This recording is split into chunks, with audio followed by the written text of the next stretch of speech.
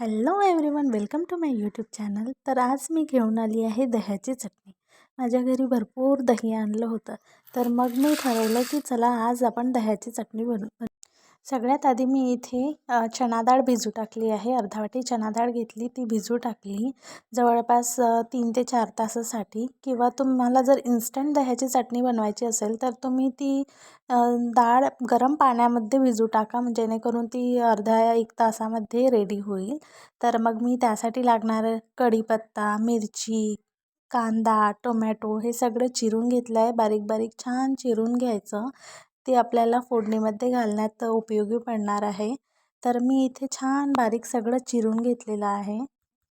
त्यानंतर मी इकडे भिजू टाकलेली चणा डाळ चेक केली. तिला चांगले 2-3 पाण्याने मी धुवून काढले आहे आणि चेक पण केले की ती भिजली की नाही. तर असं दाबून बघायचं, जेणेकरून ते मग आपल्याला कळते की भिजली की नाही.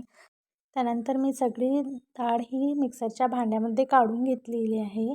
तिला छान धुतल्यानंतर मग आता आपण त्याला ब्लेंड करू.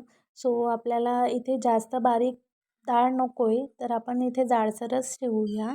आणि त्यानंतर मग मी इथे एक भांडं ठेवलं आहे. त्या भांड्यामध्ये तेल टाकलं आहे आणि त्याच्यामध्ये कांदा टाकला आहे.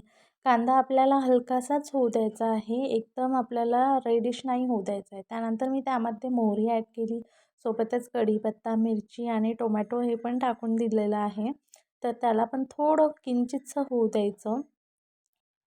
त्यानंतर मी त्यामध्ये गार्लिक पेस्ट ॲड केलेलं आहे. मी गार्लिक पेस्टमध्येच सोबतच कोथिंबीरच्या ज्या काड्या असतात त्या पण त्या मिक्सरमध्ये बारीक केलेल्या आहे. त्यामुळे त्याला असा ग्रीनिश कलर आलेला आहे.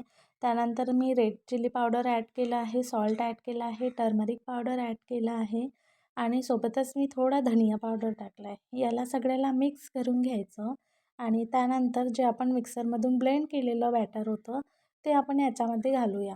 घातल्यानंतर सगळं एकजीव करूया. त्यानंतर आपण लगेच थोडं पाणी ॲड करूया आणि गॅस बंद करून देऊया. त्यानंतर त्यामध्ये आपण दही ॲड करूया. दही ॲड केल्यानंतर जेवढं आपल्याला आंबट असं हवं असेल तेवढं आपण दही ॲड करू शकतो. मग दही ॲड केल्यानंतर त्याला छान मिक्स करून घ्यायचं. ते संपूर्ण एकजीव झालं पाहिजे. त्यानंतर त्यामध्ये मी आणखी थोडा कांदा ॲड केलेला आहे, बारीक चिरलेला कांदा, आणि सोबतच कोथिंबीर पण ॲड केली आहे.